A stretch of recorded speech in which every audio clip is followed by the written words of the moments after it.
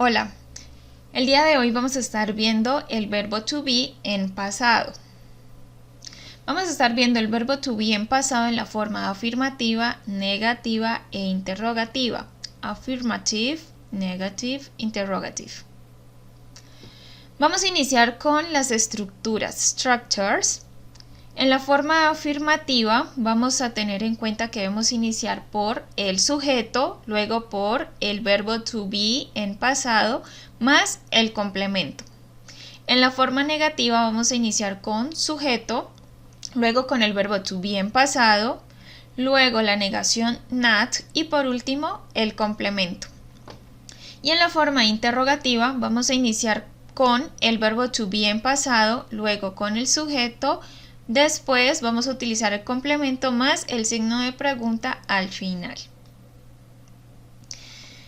Pero antes de mirar cómo podemos trabajar con las oraciones, vamos a tener en cuenta cuál es la conjugación del verbo to be en pasado. La conjugación es la siguiente: I was, you were, he was, she was, it was, we were, they were. ¿Qué estoy diciendo aquí? I was sería yo era o yo estaba. You were, usted era o usted estaba. O tú eras, tú estabas. O ustedes eran o ustedes estaban. He was, él era o él estaba. She was, ella era o ella estaba. It was, eso era o eso estaba. We were, nosotros éramos o nosotros estábamos. They were, ellos eran o ellos estaban. Bueno, vamos a tener en cuenta ahora sí algunos ejemplos donde estamos trabajando con el verbo to be en pasado. Iniciamos con nuestra forma afirmativa, affirmative. Tenemos la primera oración, I was a good student. ¿Qué estoy diciendo en esta primera oración? Yo era un buen estudiante. Y tenemos otra oración, we were old friends. Nosotros éramos viejos amigos. ¿Sí? Entonces, aquí lo que se quiere es que ustedes miren la diferencia de la conjugación.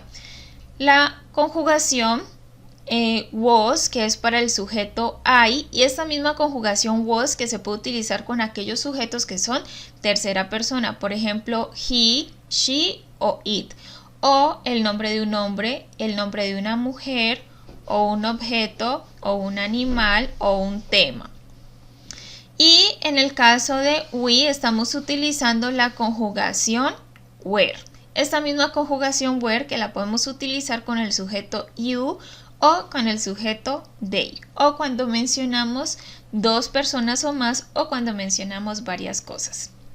En el caso de la forma negativa, vamos a negar estas mismas oraciones para que ustedes miren cómo vamos a negar estas oraciones. Bueno, entonces en la forma negativa quedaría I was not a good student. Yo no era un buen estudiante. Entonces estamos utilizando sujeto, el verbo to be en pasado, que en este caso sería was, la negación not y el complemento. Y en la segunda oración estamos utilizando el sujeto we, la conjugación del verbo to be en pasado were, ya que were es la conjugación que corresponde al sujeto we, luego la negación not y por último el complemento. Por eso nos queda we were not all friends. Nosotros no éramos viejos amigos. Y en la forma interrogativa iniciamos por el verbo to be en pasado, luego el sujeto y por último el complemento más el signo de pregunta. Por ejemplo, was I a good student? Yo era un buen estudiante. Y la segunda oración, were we all friends? Nosotros éramos viejos amigos. Entonces miren que en ambos casos se cumple con la estructura y estamos cumpliendo con la conjugación correcta del verbo to be para cada sujeto. Muchas gracias por su atención y espero que practiquen mucho el tema del verbo to be en pasado.